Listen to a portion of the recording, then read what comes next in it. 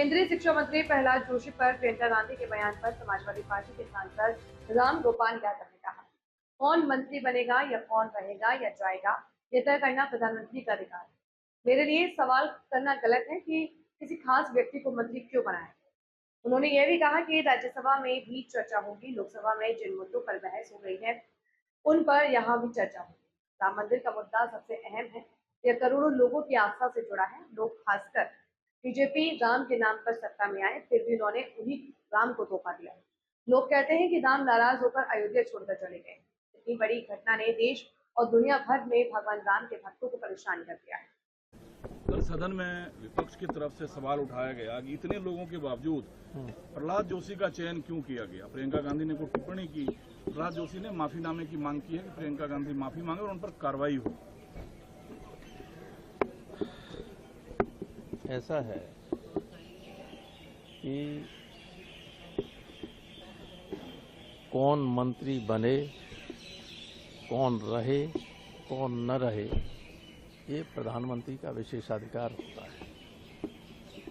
इसमें अगर मैं ये पूछूं कि फला व्यक्ति को मंत्री क्यों बनाया गया, ये उचित नहीं। सर, सदन में लोकसभा में तो चर्चा हो रही है, राज्यसभा में किसी विषय पे चर्चा नहीं हो रही। राज्यसभा में भी चर्चा होगी, जिस पर वहाँ हो रही है उस पर यहाँ भी चर्चा होगी। अन्य बिल भी हैं जो एडजमेंट मोशन के भी नोटिस है, राम मंदिर पर। भाई असली चीज तो राम मंदिर का मुद्दा सबसे महत्वपूर्ण है। करोड़ों लोगों की आस्था से जुड़ा हुआ है। लोगों ने, खासतौर से बीजेपी ने, राम के नाम पर सत्ता में पहुंचने का काम किया, उन्हीं राम को धोखा दे दिया। अयोध्या से राम नाराज होकर चले गए, ऐसा लोगों का कहना है। तो जब इतना बड़ी घटना हुई है, देश भर के और दुनिया भर के जो राम भक्त हैं उन सबको कष्ट है, उनके साथ अन्याय हुआ है, धोखा हुआ है, छल हुआ है।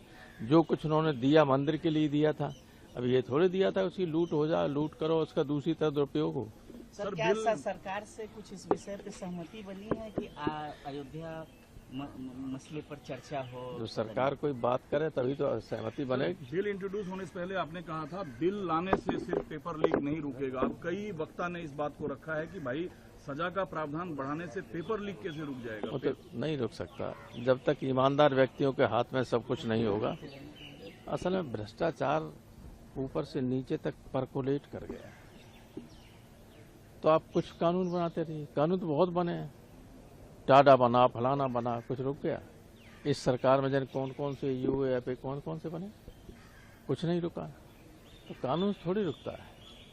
अगर एक ठीक आदमी हो जो पेपर सेट करने वाला सही हो, जहाँ छपाई हो रही वो बिल्कुल ईमानदार हों,